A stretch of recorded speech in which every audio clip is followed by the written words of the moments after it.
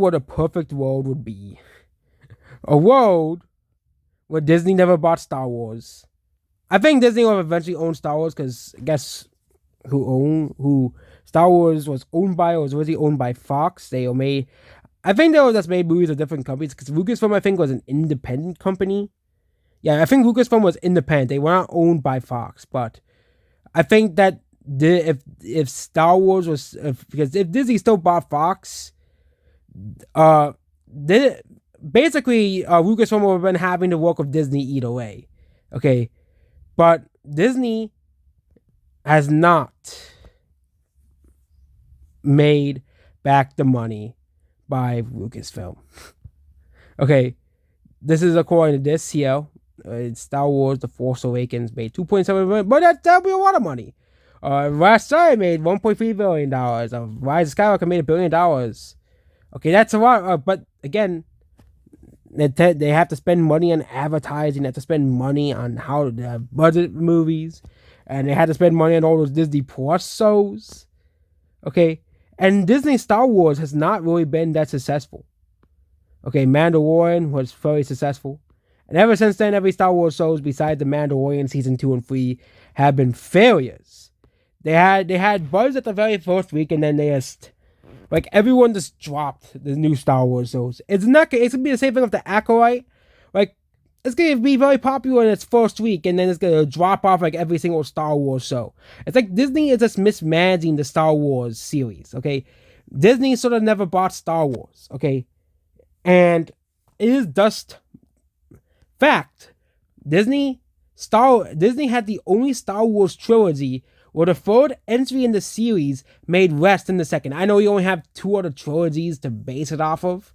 Okay, which is these prequels and the original trilogy, but the last entry in the trilogy is supposed to be the final exciting movie, which is typically why the second entry in the series is always the lowest grossing.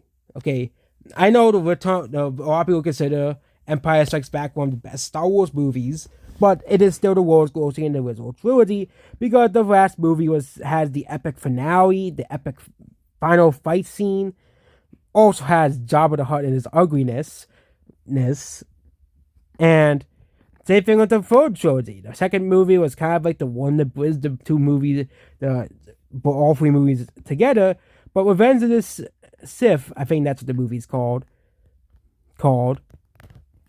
made way more money than Attack of the Clones. Okay, made way more money, and that's, I think, in my humble opinion, that is the best of that series. The best of the prequels is the last movie. Okay,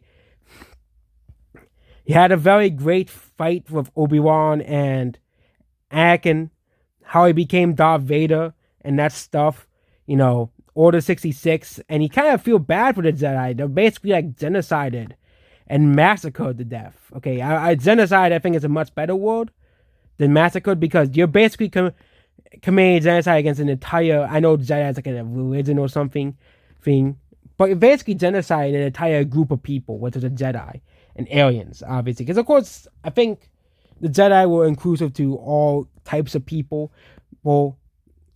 and all alien races, obviously.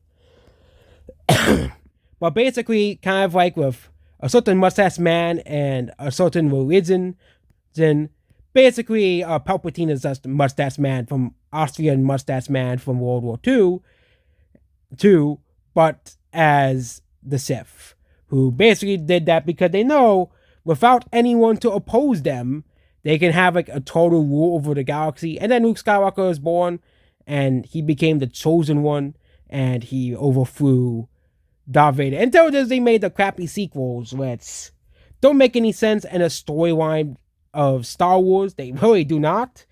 Because for some reason, the Sith fell back. For some weird reason. And Han Solo's son is a Sith Lord now. Okay,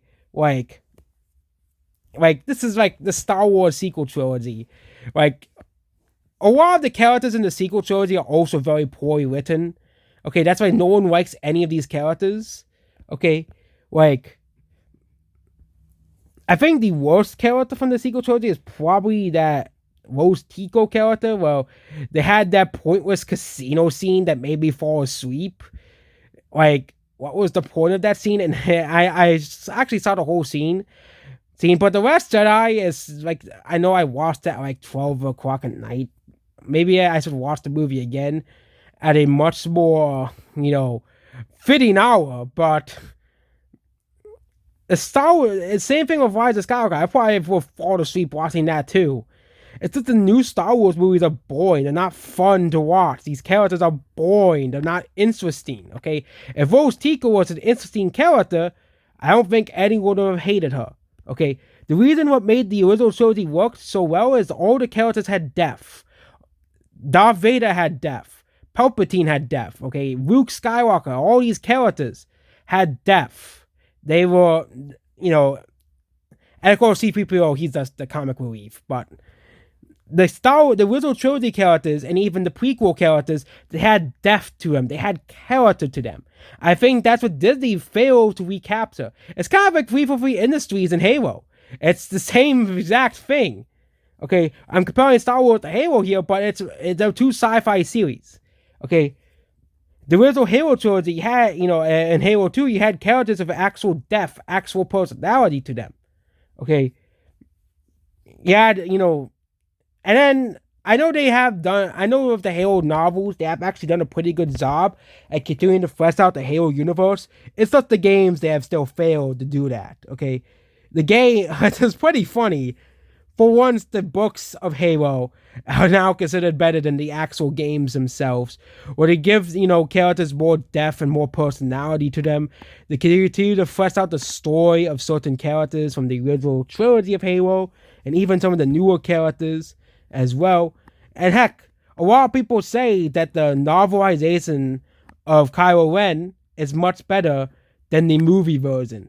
Okay, it's just funny that Disney and 343 Industries have a lot in common with ruining sci-fi franchises. It's just, and the same thing with the Star Wars shows. Like, does anyone even watch them? Like, and even then, except for The Mandalorian, they were which is the only show that was able to, like, recapture what people liked about the original Star Wars series. And there was no lightsaber and Jedi's in there. It was about The Mandalorian. About a guy like Boba Fett, okay? But the original Star Wars characters had depth, personality, and they brought that back in The Mandalorian, and then Disney just put out a bunch of rushed out Star Wars shows, expected people to watch them. That's why Marvel went downhill too. All the older Marvel characters had depth to them. They had personality. They had, like, people were like, I know, like, Martin Scorsese loves to rip on the Marvel movies, but the first, I think the third phase, you could use that a bit more loose. You could add characters like Captain Marvel, but most of the characters had depth and all this stuff to them. They had, weight to them. They had weight to the characters. Okay. For example, Iron Man. He had a whole story arc throughout the MCU. Okay. Even characters like more minor characters like Black Panther, because Black Panther was introduced in Phase 3, but he was still a much better character than half of the Phase 5 cast, okay, as well. Not many Marvel movies really have the depth as well, and they try to rely on nostalgia, like Spider-Man No Way Home, or they just be complete garbage like Ant-Man and the Wasp: Quantumania, okay. I think that is the problem with modern Disney as a whole. They got, even like Pixar, okay, like even some of the worst movies are better than anything they have put out now, okay? I would rather watch my least favorite Pixar movies than watch Turning Red again, or watch Lightyear, or watch, what they even released last year? Oh yeah, Elemental, okay? It's because the Pixar stories are generic, okay, and I noticed that Pixar stories have gotten worse over the past from 2015 to 2019. Like, a lot of these movies are not as memorable. Even like my favorites, from that era, like Coco or Inside Out, like those are like the last stories to really have characters that were like deep. Like they had like the story arcs were great. Okay. And especially the best Pixar movies are the ones from the first Toy Story, I think, really to Toy Story 3. Okay. Cars 2, I just think that movie's funny. It's haha, it's funny, but it doesn't really have much of a depth of the first Cars movie. Okay. But same thing with, I think the last really great animated movie that they released, besides the Mario Bros. Movie, like the fact is the Puss in Boots sequel, and that is because they added all of these layers to these characters. I'm using, no, that's not really a pun intended, but I'm using all these comparisons between Disney and its competition. Even Illumination has better character arcs now than Pixar. That's how far Pixar has fallen. When Gru and the Minions Rise of Gru has a better character arc, young Gru, than basically everything Pixar has released since like 2019. Okay, like Pixar just retells the same and it's all the same thing with Disney animation too. Like Disney stories are avoided because they're generic and boring, which is something that Disney used to not be associated with. Okay, and you can talk about and I think the worst example of this is the live action remakes of Disney. Okay, that is the worst example of this because they remove the depth and personalities of the animated movies. Okay, I think the worst of them all is the Lion King one. Okay, if I want to watch the Lion King, I'm gonna watch the original because that original version is better, and it'll always be better. Same thing with the Little Mermaid. Same thing with all these movies that they released.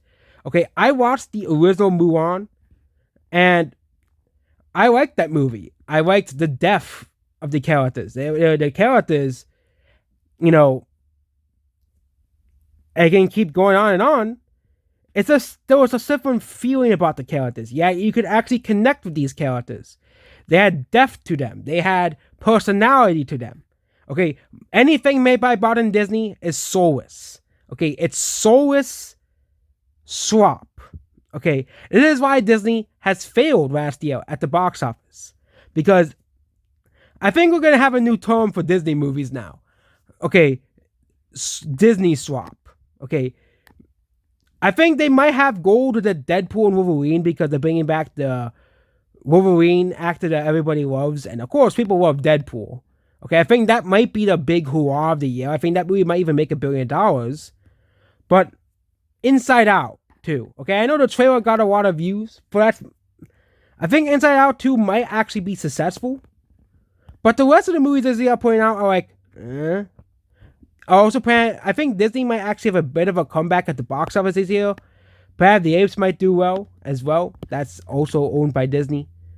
But Disney really needs to get the act together. They can't rely on nostalgia to save the movies, okay?